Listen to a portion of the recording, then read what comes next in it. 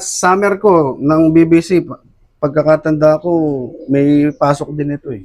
To, matibay talaga to mga kalapatids. So. Ay ngayon sir, saan mo naman pinares to? Naka to, yung breeding ko ngayon, tapos na kasi ako ng South.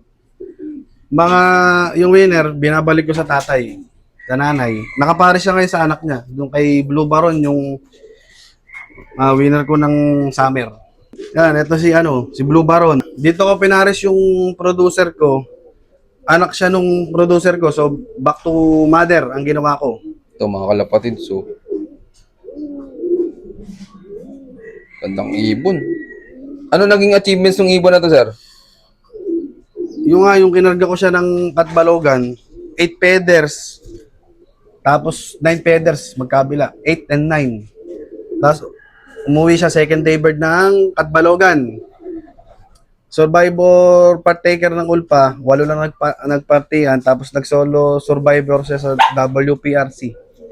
Hindi ko na matanda kung pang ilang overall to eh, sa Ulpa eh. Pero sayang to mga kalapatids. Siguro kung kumpleto pakpak na to, kinaya na to mag-daybird ng Katbalogan. Tsaka parang masama panahon nun, no? Parang siguro, hindi ko matandaan eh. Ano masigsignan yung pula na summer young bird? Hindi, naka-VIP to ng South eh. Ah, south. Inilaro ko ng Summer. Kapatid nito, kakarga ko rin sana ng last lap. Kasi 4 patap ang karga ko nun. Nagbidtos ako ng last lap, bago mag last lap. Yung isa, na-disgrasya, hindi nakauwi. Tapos, yung kapatid nito, umuwi ng may tama. Parang may napalkon siguro, sumabit, hindi ko alam. Kaya hindi ko naikarga. Ngayon, yung kapatid nito, gagawin ko na lang breeder. Breeder din. Tapos nakakasa naman yun sa tatay nila. Ayos Ito, to. Yung nakakasa sa nanay, yung kapatid niya nakakasa sa tatay. Ayos. Abangan natin mga kalapatids. Ano sir, ililipad mo o for breeding purposes na? Hindi, i-stock ko muna. Pero pwede naman panlipad yun. Kailangan ko ng maraming breeder. Patanggalin ko na yung mga hindi ko ginagamit dyan para isa na lang yung umiikot dito sa loop. Gagawin kong yaya. Ginagawa ko kasi, isang noble cage, puro panlaban, tapos nakakasa sa kabilang noble cage, lahat yung pangyaya. So, pagka umitlog na first clutch yung panlaban, lilipat ko ngayon doon sa mga pangyaya, yung second clutch, yung breeder ng ang magtutuloy. So, sa isang salangan ng 2 clutch. Pero ikaw sir, hanggang ilang clutch ka sa mga breeder mo? 2, 3. Yun ang pinakansagad. Pag gusto ko, 4. Pero pagka yung hindi ko gusto yung pairing, isang clutch lang, ganun lang. Pero anong pinakang advisable sir na clutch? Gano'ng kadami tingin mo? Para sa'yo? 2, 3. Para sa'yo sir, anong magandang dulot nun kapag hanggang 3 clutch lang sa breeder? Hindi masyado nalalaspag yung ibon, lalo sa hen. Mamahirap kasi hen ang malaspag eh. Ang kak, okay lang yan. Pero sa hen, syempre sila yung nangingitlog eh. Yung kak naman, hindi. Pagdating sa pairing sir, paano ka pumili ng pagpaparisin? Minsan, speed to long. Okay naman. Or speed to speed. Lalo pagka north, ang ginagawa ko, yung mga imported, anak ng putman, ang most na inilipad ko, lahi nun. Pagka south, lahi nun Tensil, tsaka nung kay Sir Mike Alcantara. Yung kay Sir Mike Alcantara, maganda kasing nililipad ng mga anak sa akin. Ano noon sir? Baseline, yung stitch? Hindi, Dr. Ide van der Wegen. Yun yung mga old lines niya. Yung yun, yung kay Sir Mike na yun, kung tawagin ko si Buenas, yun, pagka sa duluhan, sa South, yun ang inaasahan namin. Pati yung tatay nito, naman yun, yung sigal, lahi ng sigal ni Sir Mike. Marami pala kayong ibon na kinuha kay Sir Mike Alcantara, no? 2 lang, pares dalawa ka. lang. Pero meron akong kinuha na tiyahin nito. Binalik ko dito kaso namatay yung anak. Kumbaga yung kinuha nyo kay Sir Mike, solid, no? Hindi pinahiya si Sir Mike, no? Oo. Tsaka pagka nananalo, lagi ko naman tinatag si Sir Mike pagka yung maganda yung lipad ng ibon, yung dumudulo. Siyempre, pagka naman hindi nanalo, eh, wala ka may tatag, wala ka may popos. Tama nga naman. Ay, sa breeding, sir, anong mga gamit mong supplements? Ano, gumagamit akong Boost X5, tapos yung pula puti. Yung sikat na pula puti. Oo.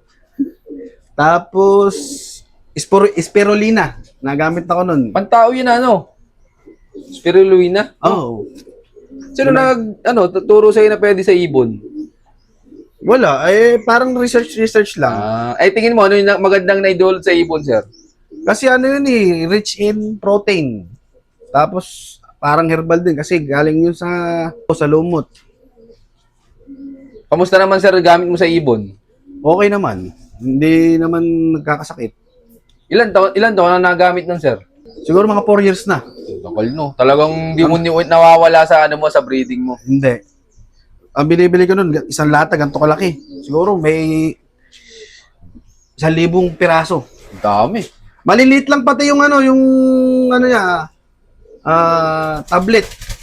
Kaya hindi manong isobo sa inakay.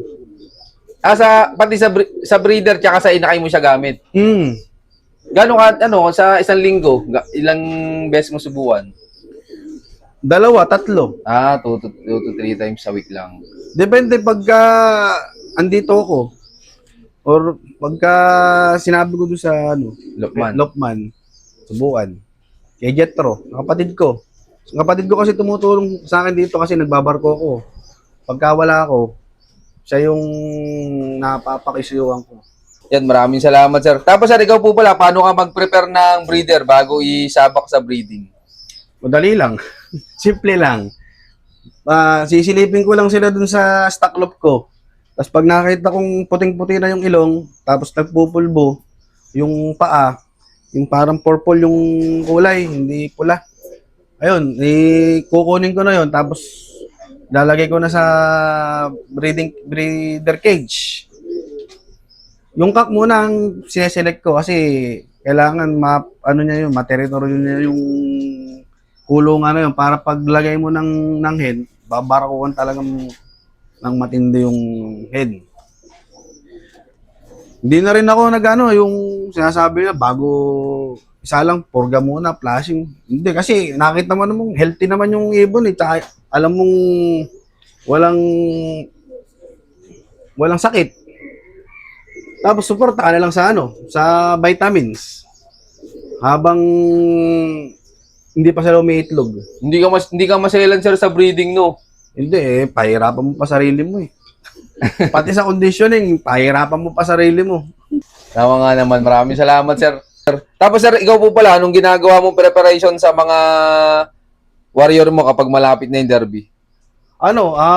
Yung mga ibibigay ko ng lalo sa patuka, sa ibon, bago mag-derby, bata pa lang, pinatitingin ko na, lalo yung mga fenugreek na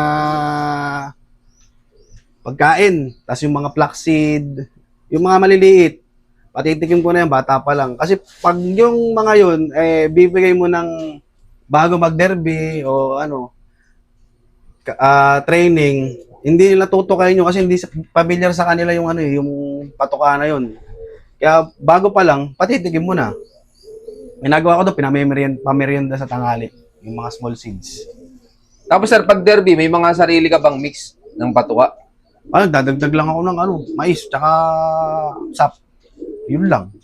Maraming salamat, sir. Ay, sir, pagdating sa supplements, pagdating sa derby, ano mga gamit mo?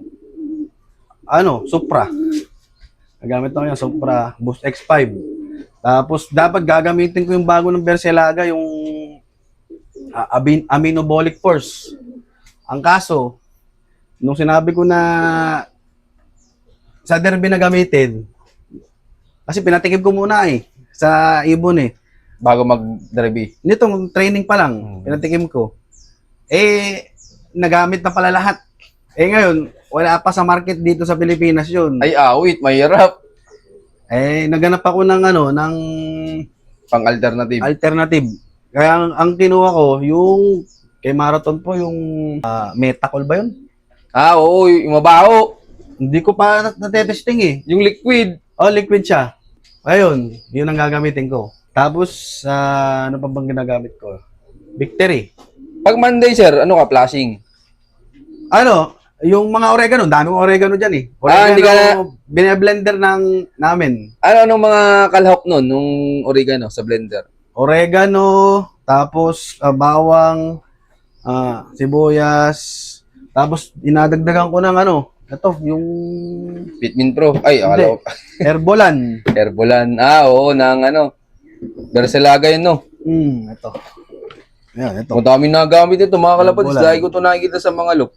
Ito yung aminobolic force, hindi pa, Ito. Pero maganda. maganda to. Kaso pagdating sa therapy, wala naman. Wala, din. ginamit na pala, putik. Wala pa sa market. Mahirap, no? Mahirap po. Ano doon, sir, yung pabaon mo? Ano? Supra. Yun ang subok mo na, sir. Basta pag bago'y karga, susubok kong isa. First 3 laps. Tapos pagka mga last 3 laps na, dadagdag ako, ginagawa ko 2. Maraming salamat, sir. Tapos, sir, tingin mo, ano yung pinaka-importante sa pagkakalapati para manalo? Observation. Kasi pagka wala kang observation, hindi mo napapansin, yung ibon pala, may tama na. Tapos kung kailan malapit na yung kargaan, doon ka pa mag-a-adjust, mahirapan ka. Dapat, kakauwi pa lang ng ibon mo ng linggo, obserbahan mo na yan kung anong kailangan mong gawin ngayong whole week bago ikarga. Sa derby, sir, nag-antibiotic ka ba? Hindi na. Ano lang, yung oregano lang. Natural, no? Oo. Pero depende rin. Kaya nga, sabi ko, observation. Minsan kasi, lalo nga yung North, Salmonella lagi ang tumatama. Tsaka one eye. Meron nga akong kinarga ng last lap din nun, Santa Ana. Contender. Nung malapit na ikarga, hindi ko na observation eh. Nung pagkadating, biglang nag-green ang ipot. Wala akong choice kundi ikarga kasi Final up na yun, no? contender eh. Wala, hindi nakauwi. Sayang, no? Late na ako nung maggagamot. Kaya naging pabaon nung kinarga, antibiotic. Hindi, no choice eh. Kaya nagdadasal na lang, sana makarecover sa truck. Binigay naman yung antibiotic na kailangan. Kaso wala.